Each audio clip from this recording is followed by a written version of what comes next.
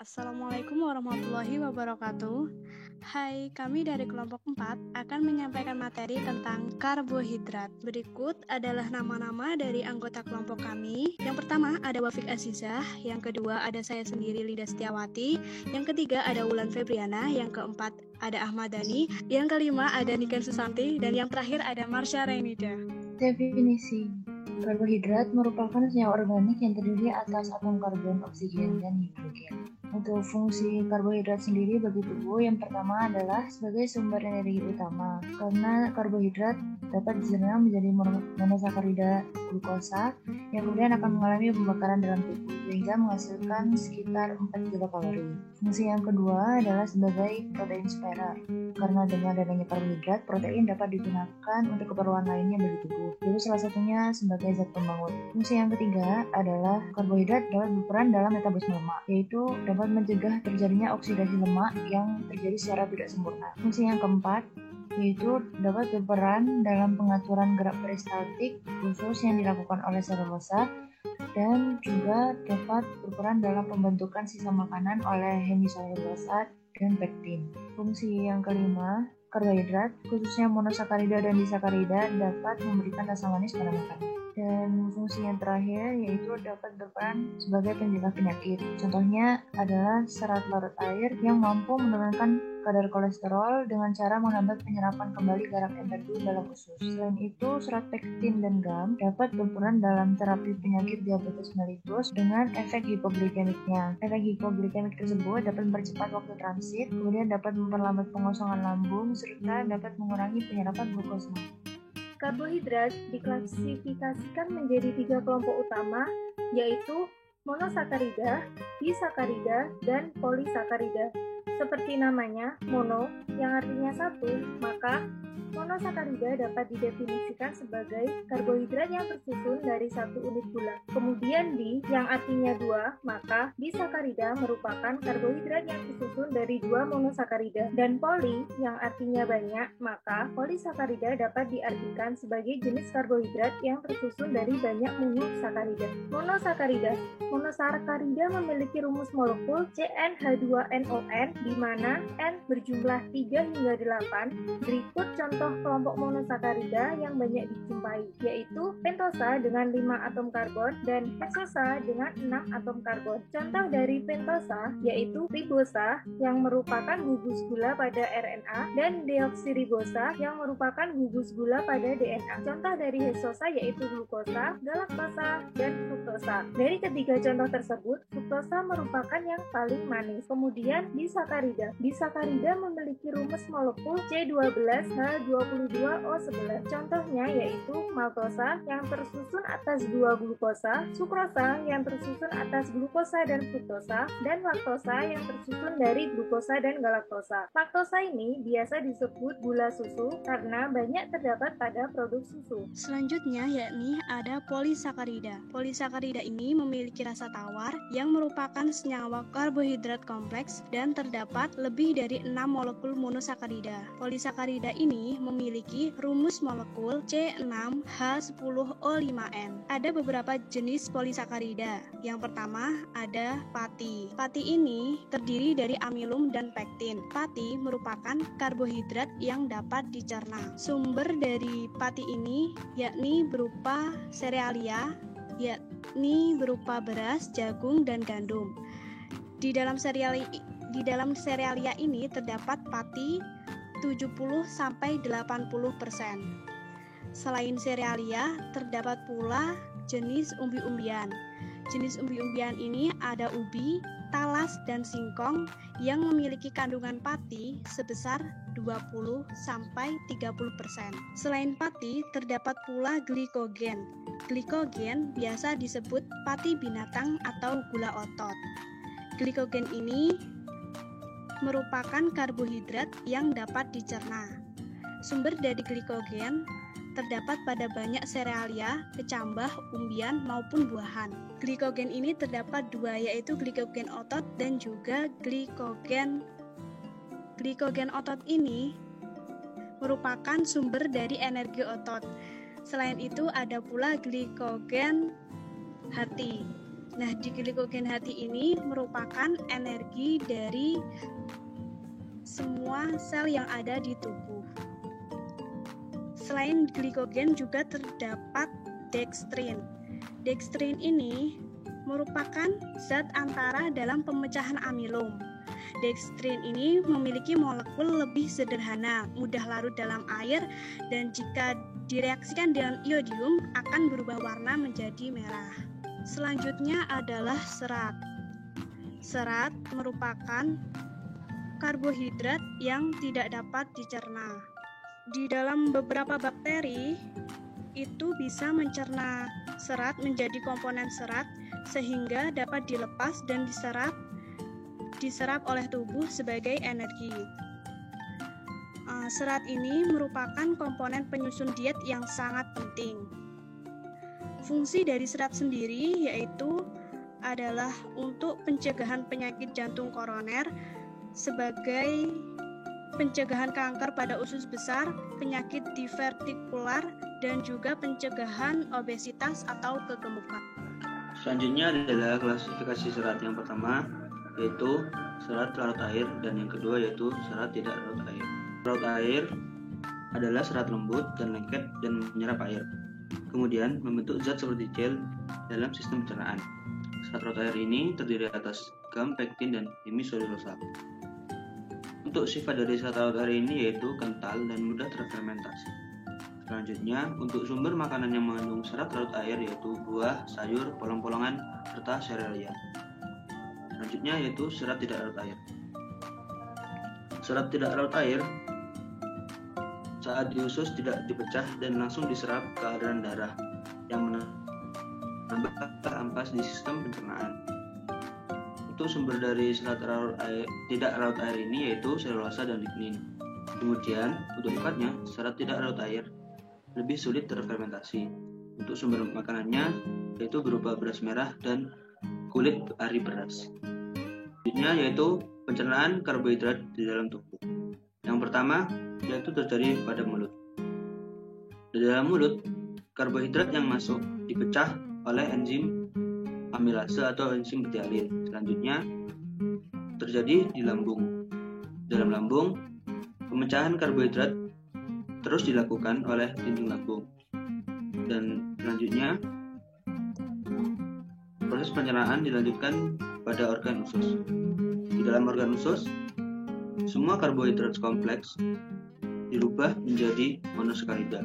Kemudian monosakarida tersebut diabsorpsi oleh usus halus dan diedarkan ke sistem peredaran darah. Metabolisme karbohidrat.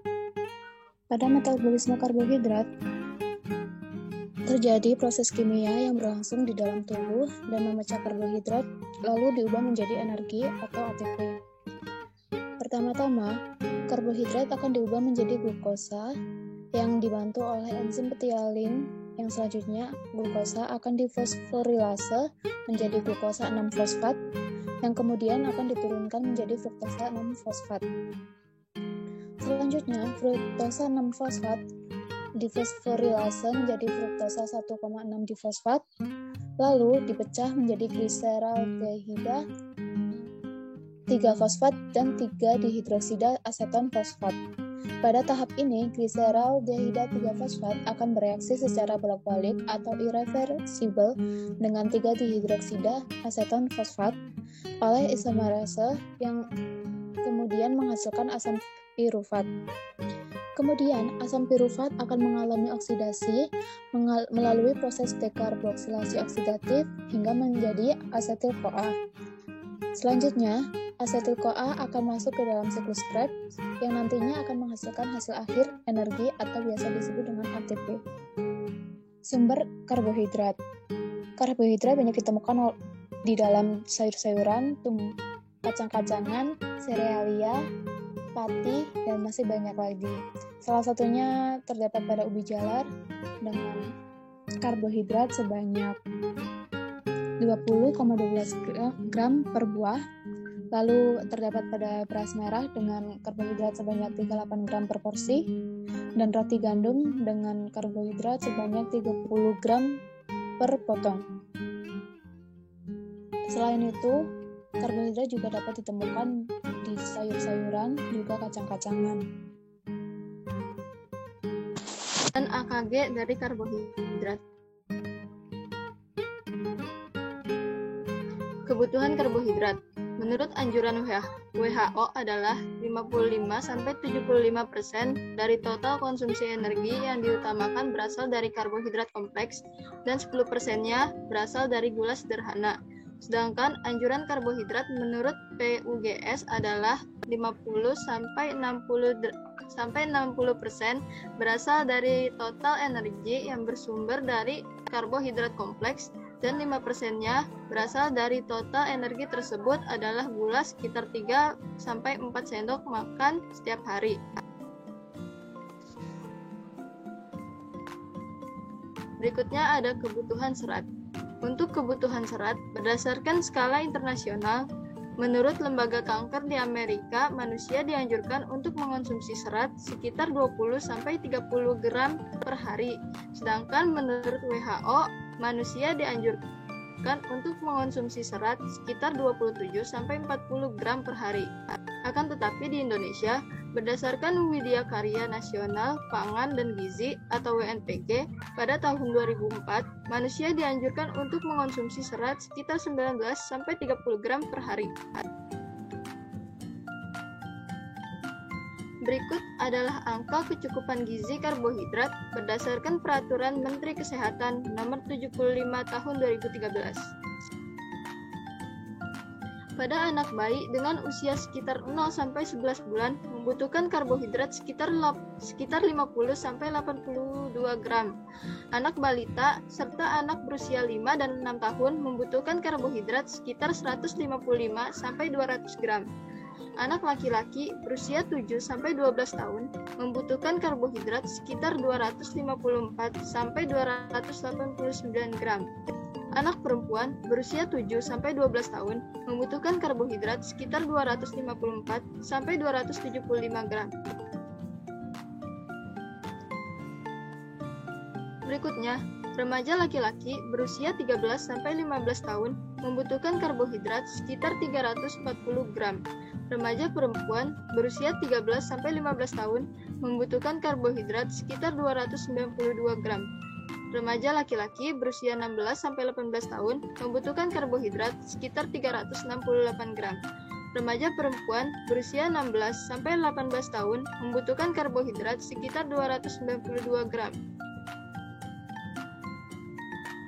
Lalu, pria dewasa yang berusia 19-49 tahun membutuhkan karbohidrat sekitar 375-394 gram. Pada pria lanjut usia, mulai dari umur 50 tahun, kebutuhan karbohidratnya cenderung menurun, yaitu sekitar 349-248 gram. Berikutnya, wanita dewasa yang berusia 19-49 tahun membutuhkan karbohidrat sekitar 309-323 gram. Sedangkan pada wanita lanjut usia yang mulai memasuki umur 50 tahun, kebutuhan karbohidratnya juga cenderung menurun, yaitu sekitar 285-232 gram. Berikutnya, bagi ibu hamil, pasti akan membutuhkan tambahan karbohidrat sekitar 25-40 gram. Tambahan karbohidrat juga berlaku bagi ibu menyusui yang membutuhkan tambahan karbohidrat sekitar 45-55 gram. Selanjutnya adalah karbohidrat dan kesehatan.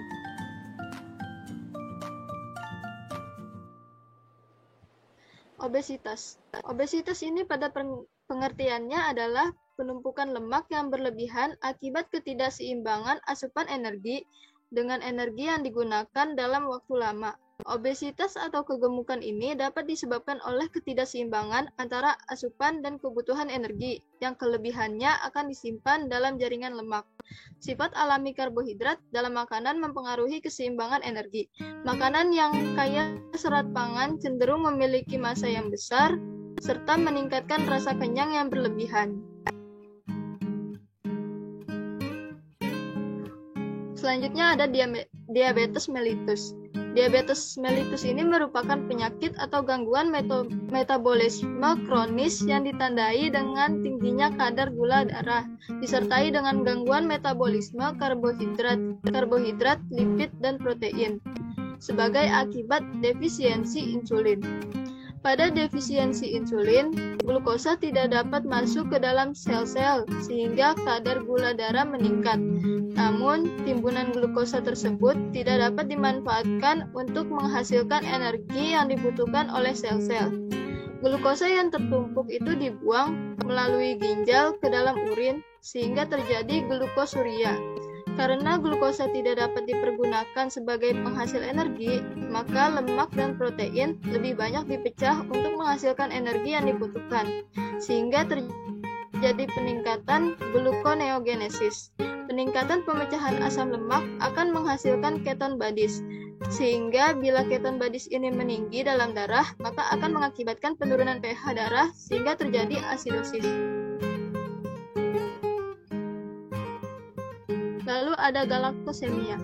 Galaktosemia ini adalah penyakit yang terjadi karena gangguan metabolik yang langka terkait dengan cara tubuh memproses galaktosa.